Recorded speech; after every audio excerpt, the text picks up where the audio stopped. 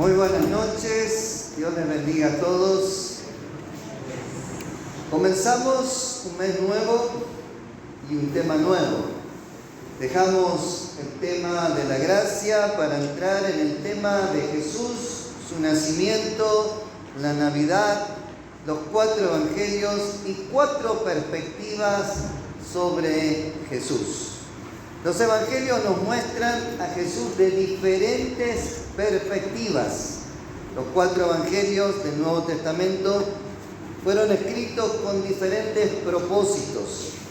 Por un lado, presentan a Jesús, como les decía, de diferentes visiones, propósitos, y por otro lado, todos focalizan en su vida, su misión como Salvador del mundo. Así que por un lado vamos a ver que los evangelios focalizan en un área y por otro lado todos coinciden. Así que decirle a tu hermano que está al lado, todos los evangelios coinciden en que Jesús es el Salvador del mundo. Jesús es el Salvador del mundo. En eso concuerdan todos. Por ejemplo, el Evangelio de Marcos presenta a Jesús como el Hijo de Dios y enfatiza en este título desde el principio.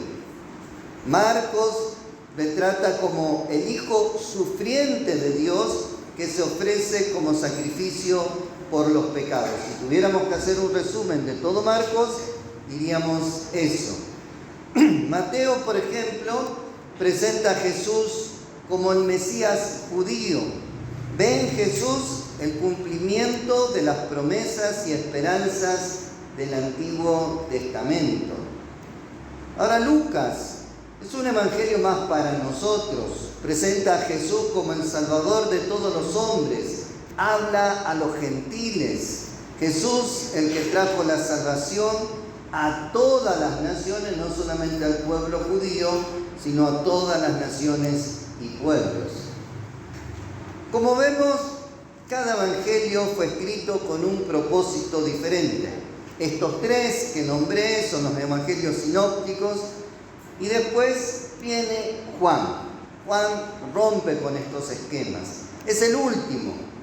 Juan describe a Jesús como el Salvador divino, la palabra de Dios encarnada, y lo presenta como el Verbo hecho carne, la luz del mundo y todos los yo soy, que ustedes seguramente ya lo han leído varias veces. Yo soy el pan de vida, yo soy la luz del mundo, yo soy la puerta, eso está en Juan 17, yo soy el buen pastor, yo soy la resurrección y la vida, como leímos recién, yo soy el camino, la verdad y la vida, y yo soy la vid verdadera, que lo pueden encontrar en Juan 15:1. Pero como dice el título de este mensaje, 4 dimensiones sobre Jesús y la Navidad. Muchas veces, sin querer, hemos achicado la Navidad. Hemos hecho una reducción de la Navidad a una serie de elementos y nos hemos quedado con una parte de los relatos navideños. Incluso un relato parcializado, porque en el relato del pesebre está en el marco o en medio de un relato mucho más grande, que es el nacimiento de Juan el Bautista, la anunciación, la relación entre María y Elizabeth. Todo esto está más en Lucas, pero los evangelios nos traen 4 maneras distintas o perspectivas de enfocar la Navidad. Y si queremos que la Navidad sea una Navidad diferente, completa, tendríamos que ver todas estas perspectivas y ver y percibir la multidimensionalidad que encontramos en los evangelios.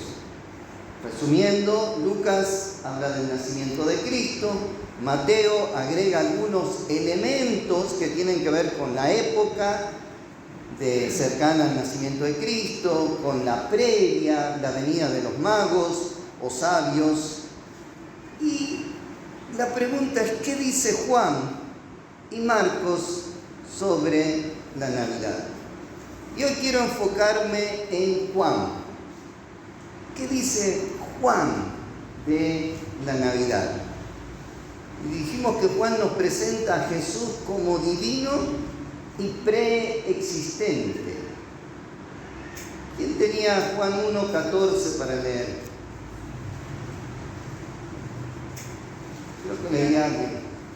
Y aquel verbo hecho carne, y habitó entre nosotros, y vimos su gloria, gloria como el unigénito del Padre, lleno de gracia y de verdad. Muchas gracias. Que el verbo fue hecho carne. Quizás alguno ya se estará preguntando, y es una pregunta legítima, la pregunta de si es bíblica la preexistencia de Jesús. Porque yo lo di como una afirmación de que Juan presenta a Jesús como divino y preexistente. Sin duda, el argumento bíblico a favor de la preexistencia de Jesús es multifacético. La preexistencia se define como existencia en un estado anterior o previo a otra cosa. En el caso de Jesucristo, su preexistencia significa que antes de convertirse en hombre y caminar sobre la tierra, ya existía como la segunda persona de la Trinidad. Vuelvo a repetir, en el caso de Jesucristo, su preexistencia significa que antes de convertirse en hombre y caminar sobre la tierra, ya existía como la segunda persona de la Trinidad. La Biblia no solamente enseña claramente esta doctrina, sino que también hace referencia a este hecho en varios lugares de los evangelios, las epístolas.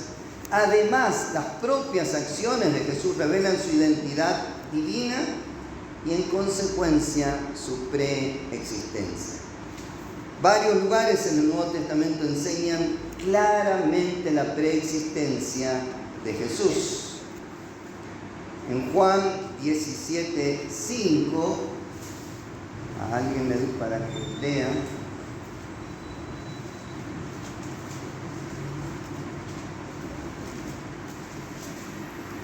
No sé quién tenía para leer.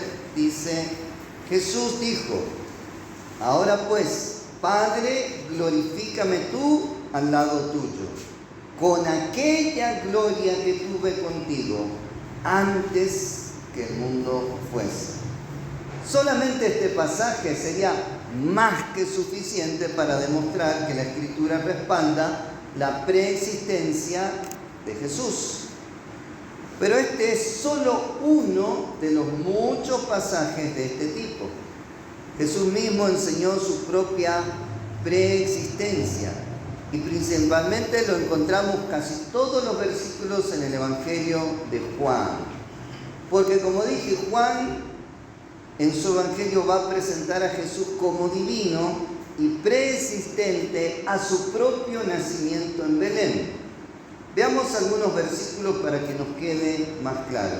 Yo a alguien le di Juan 3:13, si lo puede leer.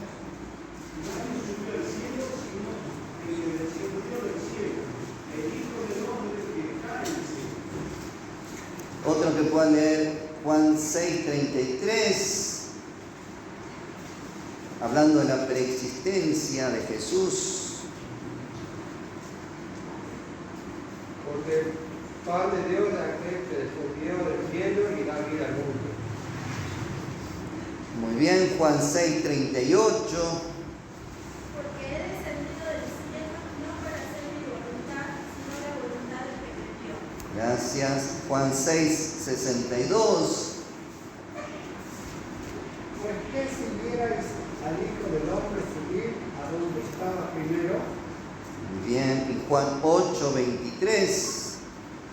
Y les dijo, vosotros sois de abajo, yo soy de arriba. Vosotros sois de este mundo, yo no soy de este mundo. Y Juan 16:28. Salí del Padre y he venido al mundo. Otra vez dejo el mundo y voy al Padre.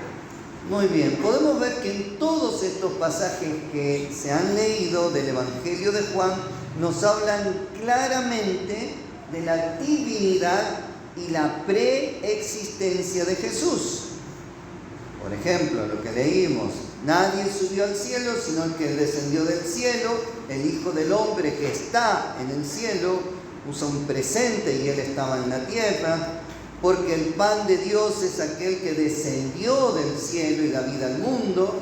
¿Por qué descendido del cielo? Dice en Juan 6:38, no para hacer mi voluntad, sino la voluntad del que me envió. ¿Qué pues si vieres el Hijo del Hombre subir donde estaba primero, en el cielo? Y Juan 8 dice, vosotros sois de abajo, yo soy de arriba, vosotros sois de este mundo, yo no soy de este mundo. Son palabras muy fuertes de Jesús hablando de su divinidad y preexistencia.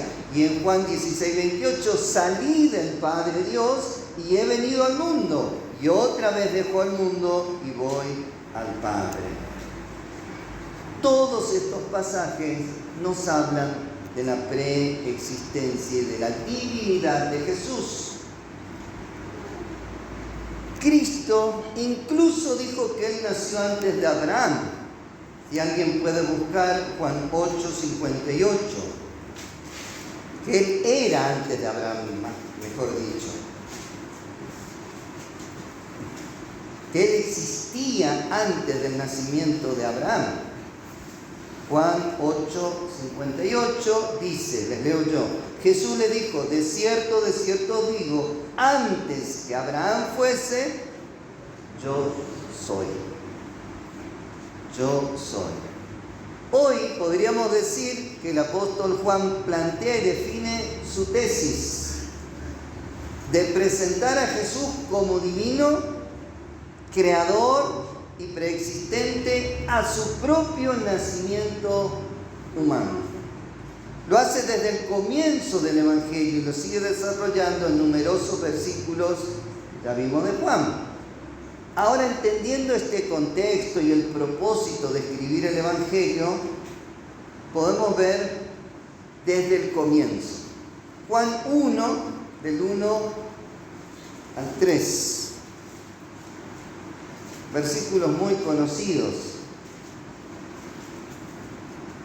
En el principio era el Verbo, y el Verbo era con Dios, y el Verbo era Dios. Este era en el principio con Dios.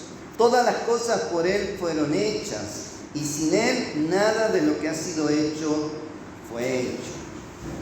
Para el apóstol Juan no hay dudas de que ese joven que caminó, comió y enseñó entre ellos era nadie menos que Dios mismo, que Yahvé, que el creador de todas las cosas, que estaba caminando entre ellos. Juan también lo habla en sus cartas, por ejemplo en 1 de Juan 1:2, esta vida se manifestó, nosotros la hemos visto y clamamos y damos testimonio de ella y les anunciamos a ustedes la vida eterna que estaba con el Padre y que se nos ha manifestado, hablando las mismas cosas. Y después hay muchos otros pasajes que no quiero compartirlos hoy, después ustedes quieren buscar ahí en Romanos, en Gálatas, en Colosenses y en Hebreos, hablando de la preexistencia de Jesús. Ahora quiero hacer una aclaración. Hablar de Jesús como divino y preexistente para nosotros no nos suena un problema, no nos suena una blasfemia, una herejía. Claro, lo estamos viendo después de 2000 años y leyendo los evangelios. Pero en los años 30 de nuestra era, para adelante, pensar que ese joven que estaba caminando, ese joven de 30 y pico de años, sea un ser divino, preexistente, no era nada fácil de digerir. Las palabras y el comportamiento de Jesús en su época sonaban como herejía y blasfemia para los sacerdotes, escribas y fariseos, especialmente viniendo de cualquiera que no sea la persona divina, Yahvé mismo. Como les dije, ellos no podían creer ni asimilar que ese joven que estaba caminando por ahí de 30 y pico de años era Yahvé, Elohim, el Dios creador, el Dios encarnado, y por eso lo rechazaban y rechazaban sus palabras. Es que Jesús rompió todos los esquemas de su época y les traía una nueva enseñanza. Ya vimos una, por ejemplo, el tema de la gracia. Lo que Jesús hacía y decía en realidad era aplicable o a un loco o a un ser divino. Decir de sí mismo, yo soy la resurrección, o era un ser divino o era un loco. Yo soy el pan de vida, yo soy la luz del mundo, yo soy la puerta, yo soy el buen pastor, yo soy la resurrección, la vida, yo soy la vid. No era fácil de digerir eso 2000 años atrás. Para nosotros es muy fácil. Pero permítanme, aunque suene raro, en esto defender a los sacerdotes, escribas y fariseos de esa época, de la época de Jesús. Cuando alguien tiene una enseñanza muy arraigada y de muchos años, y viene otra persona con otra enseñanza que contradice la primera reacción natural es el rechazo. Y está bien dentro de todo. Pero después debe venir un tiempo de análisis, reflexión profunda y sincera. Lamentablemente, no siempre se da esta reflexión, o se da muchos años después. Y permítanme darles un ejemplo que creo que va a traer luz a esto. Antes le hago una pregunta. ¿Cuántos de ustedes creen que la Tierra gira alrededor del Sol? La mayoría o todos, ¿no es cierto?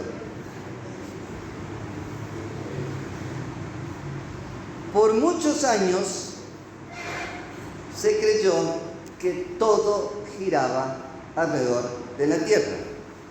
Hasta que apareció un científico loco llamado Galileo Galilei. Galileo Galilei fue perseguido, lo pueden buscar en cualquier libro de historia, googlearlo, principalmente por sus creencias y enseñanzas sobre el heliocentrismo, la teoría de que la Tierra y otros planetas giran alrededor del Sol. Esta idea contradecía la doctrina oficial de la Iglesia Católica en ese momento, que sostenía que la Tierra era el centro del universo, el geocentrismo. En 1616 la Iglesia advirtió a Galileo que no defendiera ni enseñara el heliocentrismo. Sin embargo, en 1632 publicó su obra Diálogos sobre los dos máximos sistemas del mundo, que apoyaba su teoría, por supuesto, de heliocéntrica. Por esto, Galileo fue juzgado por la Inquisición en 1633, donde fue acusado de herejía y fue obligado a retractarse y pasó el resto de su vida bajo arresto domiciliario. 1633. Pero, en 1979, el Papa Juan Pablo II reconoció que la Iglesia Católica se había equivocado al condenar a Galileo y nombró una comisión para reabrir el caso. La Iglesia Católica reconoció a Galileo, miren qué fecha tan oportuna, 31 de octubre de 1992, cuando el Papa Juan Pablo II lo rehabilitó y declaró que era un físico genial, ya no era un hereje, y un creyente sincero. Un poco tarde para mi gusto, porque pasaron 359 años para que lo reconozcan. Y vuelvo a decir llamativamente el 31 de octubre, que es día de la Reforma, 1517, día de las iglesias evangélicas, pero también el diablo pone su día de Halloween o Noche de Brujas, y hay otras conmemoraciones. Esto es solo un ejemplo de cómo las nuevas ideas, las doctrinas, son en primer lugar rechazadas. Y por eso decía que solo en eso defendían los sacerdotes, a los escribas y fariseos de la época de Jesús, porque era demasiado difícil de digerir que ese jovencito, que ese joven que estaba caminando, que comía, que andaba por ahí, sea el Dios divino y preexistente. No me quiero ir del tema, pero tanto como Jesús o Galileo contradicen las clásicas enseñanzas del momento, y eso les trajo el rechazo, pero después debería venir una sincera y honesta reflexión. Es por eso que Jesús era tan rechazado por los sacerdotes, escribas y fariseos. La revolucionaria idea que Juan plasmó en su evangelio de que ese muchacho, Jesús, de 30 y pico de años, era Yahvé y Elohim, el Dios creador, el Dios divino, preexistente. No era fácil de digerir, para nada era fácil de digerir lo que Juan escribe. Era tan revolucionaria la idea de Juan que no lo encontramos en los otros evangelios de esa manera. Por todo esto que el apóstol Juan no le interesan los detalles del nacimiento. Para Juan lo importante era que el Verbo se hizo carne. Si tendríamos que hablar de la Navidad desde la perspectiva del apóstol Juan, sería un Jesús divino y preexistente, el Verbo, la segunda persona de la Trinidad, hecho carne. Y Juan lo dice en el capítulo 1, versículo 14 del Evangelio según San Juan. Y aquel Verbo, Juan 1:14, fue hecho carne. Y aquel Verbo fue hecho carne. Podríamos poner entre paréntesis el nacimiento de Jesús, la Navidad.